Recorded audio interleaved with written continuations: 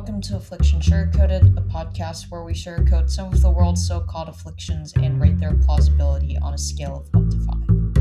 I'm Minnie Kim, and today we'll be sugarcoating risk aversion. Let me start this off with two stories. Story number one is about a show that you often see on your television, or your parents often see.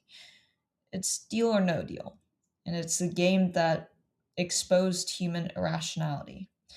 So, if you're not familiar with how Deal or No Deal works, contestants stand in front of 26 briefcases. They each hold money from a cent to $1 million. As the game progresses, the cases get eliminated and the uncertainty shrinks. And the moment that essentially matters the most is the contestant is left with one case in hand and one case remaining. And the example scenario is the remaining value is $10 or $750,000. And the expected value is approximately $375,000. And the banker offers about $200,000. What should happen rationally is that the expected offer is greater than the offer, so you should probably keep playing. But what actually happens is that many contestants take the deal. Why? They imagine picking the $10, and that loss feels devastating compared to the joy of winning $750,000. And one famous behavioral pattern that a lot of people began to notice is that contestants became a lot more conservative the closer they got to winning big, even when the odds were still favorable. And the twist is this part. Earlier in the game, people take risks very easily, and later on, they start panicking and try to lock in their gains. Risk aversion increases with proximity to reward, and that's the crucial message of Deal or No Deal. But there's also the real emotional layer. Contestants often have to say, I can't walk away with nothing. I want to maximize value. This is also why economics is just not that great. It can't summarize the fear that contestants often feel, and it also can't summarize the irrationality that a lot of people feel. Sure, you could measure how big of an irrationality that is, but you can't stop people from making that irrational choice. So, what this reveals is that people don't optimize money, they optimize regret avoidance, and that's what risk aversion is. So, even if I could have walked away with 750K that night, I also could have walked away with 10. So, I just removed that possibility and settled for 200K. And you know what? Looking back and telling that story, taking that deal was probably the right idea. 200K is still a lot of money. It could still change a lot of lives. So they weren't necessarily afraid of losing money, they were afraid of being the person who lost it. If I was in that show with those two choices, I most definitely would have taken the 200K. Story number two is the $1 billion mistake. Eastman Kodak. Let me give you an introduction in case you don't know. Eastman Kodak is basically a pioneering imaging technology company founded by George Eastman in 1880, and it's known for revolutionizing photography with roll film and the quote-unquote Kodak camera in 1888. After dominating the film industry for basically over a century, it underwent bankruptcy in 2012, and it pivoted focus on commercial printing and film manufacturing for business. As that summary pretty much gave it away, the Kodak dominated photography for decades on decades. They controlled the global market for film and cameras. And the shocking fact is that in 1975, a Kodak engineer invented the first digital camera. So what happened next? Kodak executives saw it as a threat, not an opportunity. Why? Because digital cameras would destroy film sales, which was their core profit. So the decision they made was to shelve the company and continue investing in film. This is just pure risk aversion here. Because adopting the digital would have been risky, there would have been uncertain profits, and it would have disrupted the existing business. Sticking with film would have been sort of safe. They had a similar model. What was the outcome? Competitors who now had access to the digital version embraced it as it would. Kodak fell behind and they filed for bankruptcy in 2012, all because they were too stubborn to change. And the psychological core of this is that Kodak wasn't stupid. They were just avoiding the loss of existing success. So they chose a guaranteed decline and uncertain transformation. And the deeper insight here is that risk aversion just doesn't affect individuals, they destroy entire institutions, some that was as big as Kodak. So these two stories should go to say that a lot of the times people risk losing everything, but they also risk winning everything. They choose the safer option because purely it's safe. So why do we do this? Why does the human brain psychologically choose to be risk averse? Well, there's a simple reason for that. People typically need about 2 times gain to justify a loss. So if you lose $100, you need approximately $200 worth of gain to feel it. So the evolutionary angle is that losing resources meant that there was a survival threat, and the gains were optional and the losses were purely dangerous. So what if you could make those losses not optional, as in more people could have access to the gains, even if it meant that the gains would be smaller. Here's where the prospect theory curve comes in. The value function is steeper for losses than gains. People overweight small probabilities, and it explains things like gambling. And there's another name of the Asian disease problem, which is a poorly worded problem, but it's basically the same scenario with a different framing. If 200 people will be saved, people choose certainty. 400 people will die, people choose risky gamble. So the insight is that humans just don't evaluate the outcomes, they evaluate the language in which the outcomes are said. And this can also be seen in the endowment effect experiment.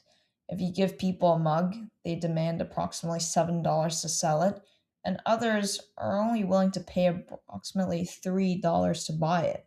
Ownership makes you feel like there's an emotional inflation value.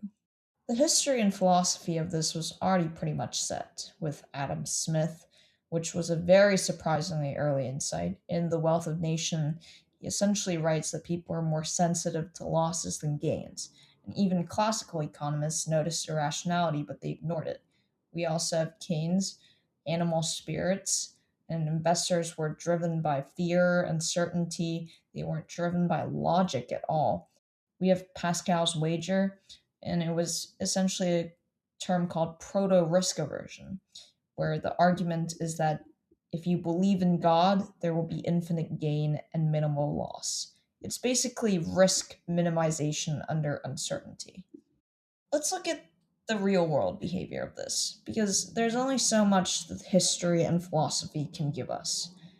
There's the disposition effect, which is a huge one, in which investors sell winners too early to lock in the gains when they could hold on to it so much longer. They hold losers on for too long because they want to avoid realizing loss. So it goes both ways to act horridly against investors, and this behavior consistently reduces returns, and people don't realize it. And the ones that do realize it, well, maybe they have an experience in which they sold it way too late and they lost a lot of money, or in which they sold too early and they lost a lot more money than if they had waited. It can go both ways. But we also see this in the dot com bubble when investors kept holding collapsing tech stocks. And why did they do this? Because they didn't want to accept the loss. It's also just on a psychological level, not wanting to see that your money is gone out of that stock. Even though the stock may have the negative sign on it, you might just not want to pull it out. So the result is that the losses just get worse and worse. And there are other terms to explain this, such as the sunk cost fallacy, but in a way, it's also our brain playing the risk aversion game again and again. Next, we have the 2008 financial crisis. Banks doubled down on failing assets, homeowners refused to sell underwater homes, and everyone had a delayed loss and it amplified collapse even farther. Now we have Vegas and the gambling paradox. People are risk averse normally, but after losing money, they take bigger risks. And this is called loss chasing because if you lose something, you get desensitized to it. We also see this in healthcare. When we make surgery decisions, patients often refuse surgeries with high success but visible risk, and they prefer slow decline over risky cure. In terms of cancer treatment framing, if someone says this gives you 30% chance of survival versus 70% chance of death, there are drastically different decisions.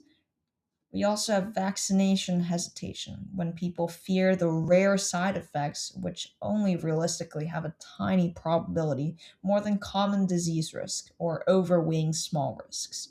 We have doctors and lawsuits. We have defensive medicine, over testing to avoid legal risk, not because it helps patients, but avoids potential blame. And we have this in international politics as well, when war escalation paradox occurs and countries losing wars take bigger risks. Arguably, we see this in the status quo right now with Russia.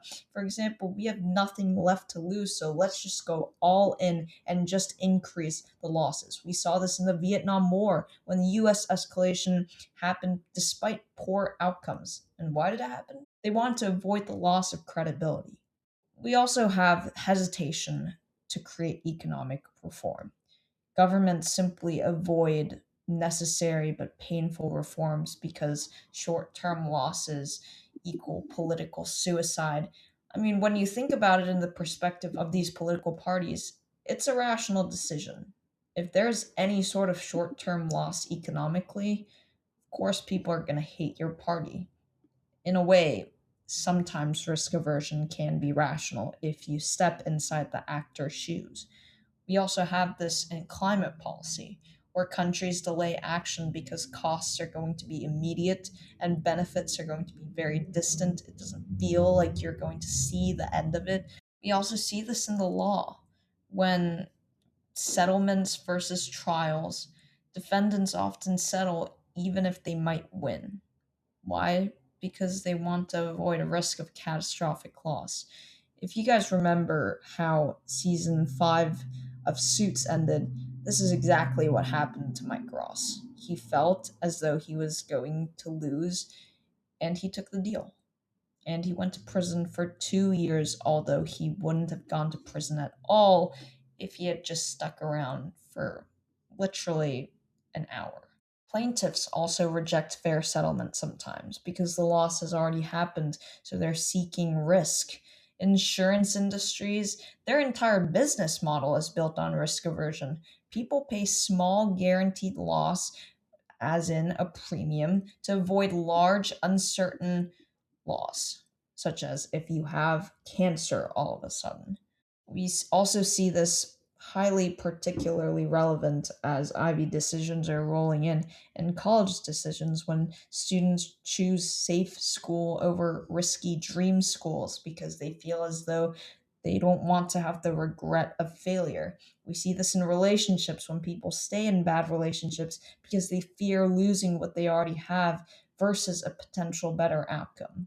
So it's kind of weird and counterintuitive. Loss aversion disappears at the extremes. So when stakes are really huge, people sometimes become more rational or completely irrational. So framing can reverse preferences entirely. So, for example, the same exact outcome, the 30% and 70% survival rate that I gave, shows that risk aversion is not a stable thing.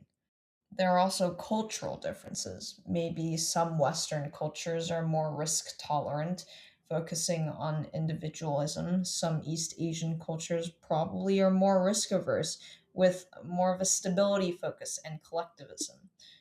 So, risk aversion is more of a time horizon problem. In the short term, you avoid losses. In the long term, risk is necessary for growth. It's also an illusion. People prefer a known small loss over an uncertain outcome, and explains the inequality persistence because poor individuals oftentimes can't afford risk for good reason, so they're stuck in low risk, low reward cycles. So, is risk aversion a good thing to have? I suppose the answer would be it depends. Sometimes it turns out great, sometimes it turns out horribly, but a lot of that's out of our control. It's not within my control what necessarily happens after the decision. Or maybe it is. If anything, deal or no deal, and all of the examples that I just gave you shows you that people often have the opportunity to win big. They also have the opportunity to fail hugely, and people do win big, people do lose hard. For the meantime, I think I'll be sticking to reaching far beyond my capabilities because for a lot of these decisions, there may be a safety net, but the ones without a safety net, I'll definitely be choosing the lower risk, lower return option. And just like that, I've fallen into the cycle again. I give the sugarcoating of risk aversion a 4.